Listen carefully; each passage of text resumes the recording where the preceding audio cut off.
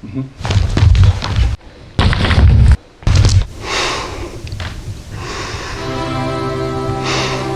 enw yw Cai, a dwi'n 19 mlwydd oed, a dwi'n person Caribiaidd Prydeinig o teulu gwyn, wedi cael fy ngeni a fy magu yng Nghymru.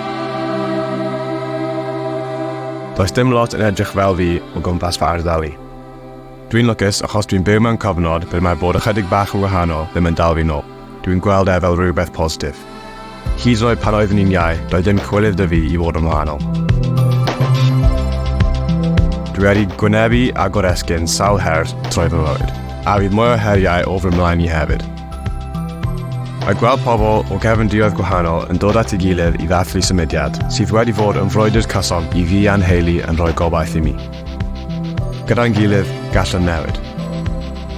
Fi'n falch o fy ngreiriau Caribiaidd. Fi'n falch o bod yn Gymro. Fi'n falch i fod yn wahanol.